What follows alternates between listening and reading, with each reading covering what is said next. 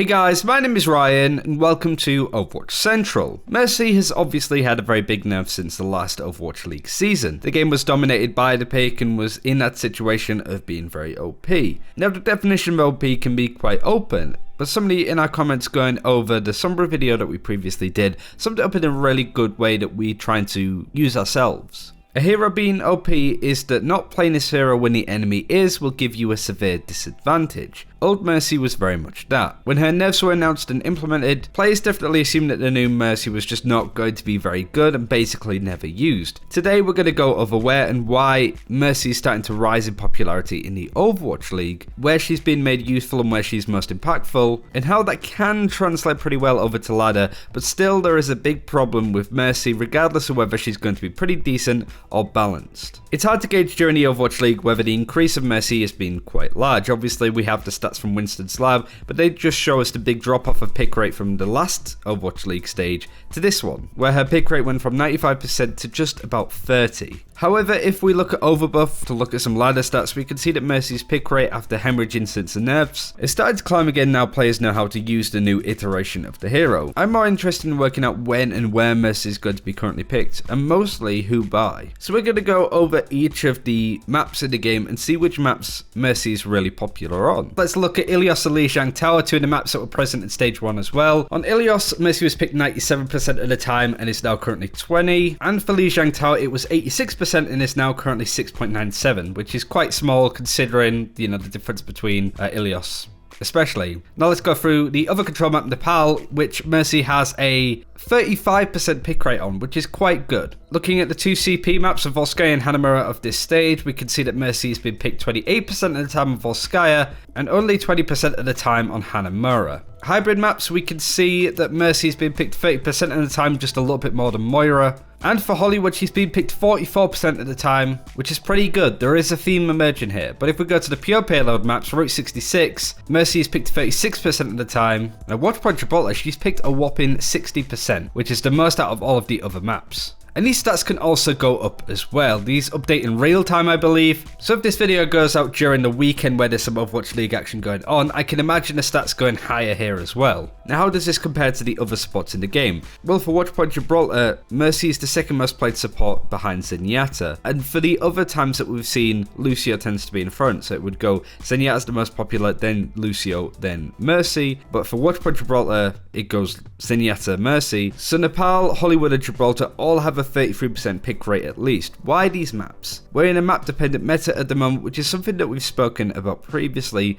but why is this important and why again these maps? Well, what other heroes are very popular on certain areas of Nepal? Hollywood and Gibraltar. Heroes that in previous stages Mercy had amazing synergy with and still does to this day. Specifically Pharah and Widowmaker, but there are a couple of other heroes as well. Both these heroes, most certainly in the top tier, don't really get an awful lot of playtime in comparison to your Tracers, your Soldiers, your Genjis. Pharah especially was a hero that pros played for a good portion of the closed beta, but let it slide for more of a favoured dive meta. The great thing about Mercy is that she's an enabler. She creates opportunities for other heroes to be picked alongside that also struggle on their own. So you typically wouldn't run a Pharah or a Widowmaker or a Junkrat or a Hanzo without a Mercy alongside. She gives you that option. Granted, some of it is just damage boosting some of these heroes and high damage characters to try and help with eliminations, but for Pharah, Widowmaker, Junkrat and now Hanzo, it also allows Mercy a way to disengage from a fight. All of these heroes are going to be quite a long distance away, so it enables Mercy the opportunity to disengage by flying to a Widowmaker on the high ground, a Pharah in the air, or a Junkrat that's just well in the back of your team's lineup. She should always have a target to fly to with these heroes and peel for as well when they get dived, and because of that, Mercy's pick rate is going up alongside some of the other heroes in the face of the dive meta. Before we get onto some live examples, Jake also commented on this with his big talking stream about the concept of dive and the current state of the game. He said basically that old Mercy was incredibly bad for the game in a lot of senses, but for the first time in a while it changed the state of how the game was played. The dive meta wasn't in control anymore. Anti-dive was more popular because Mercy was the strongest thing within the game,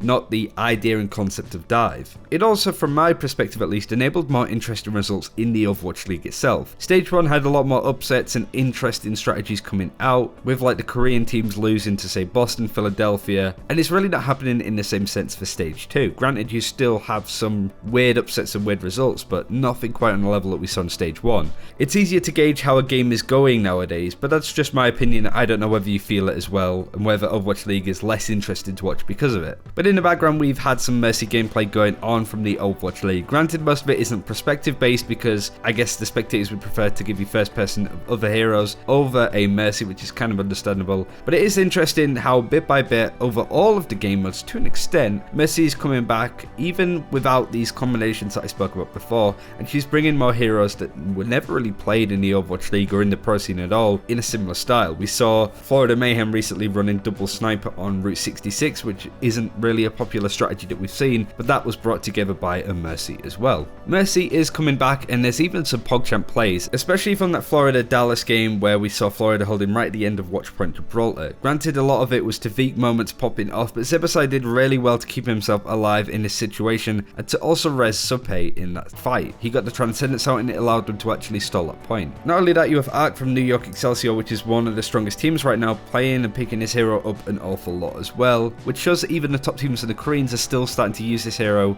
and still thinking that there's impact there. There's three main reasons why Mercy has been played more and will be played more in the future: the damage boost, the ability to pocket or disengage with long range characters like your Junkrats, your Pharahs and the Snipers. But there's also the ability to resurrect teammates in the backline if they get picked off by a sniper or just some poke damage. It's a nice way to band-aid up a hole in your team's ship if you get taken out very quickly. The issue and the problem that I see with this is it all relies on the rest of your team. You are the best enabling hero in the game, but it's very difficult to carry a game as a Mercy nowadays. You're kind of helping other people try and carry, but if your DPS are trash, there's very little that you can do. You're kind of at the mercy as well, get it, of the enemy's DPS and tanks diving you, if your team aren't going to be helping you, which as playing support and ladder happens quite a lot surprisingly. Mercy has fallen into the same playstyle as the old Mercy has as well, playing the boring left click, right click, farming ult, and then using the ult to win fight. A lot of emphasis went onto Mercy's old Resurrect ultimate, and now the rest of her gameplay currently focuses on Valkyrie in a very similar style. I do think Blizzard will come back to Mercy and try and iterate and change some other things as well to make her a much more engaging and fun hero to play, but right now they need to see how good this iteration of Mercy really can be.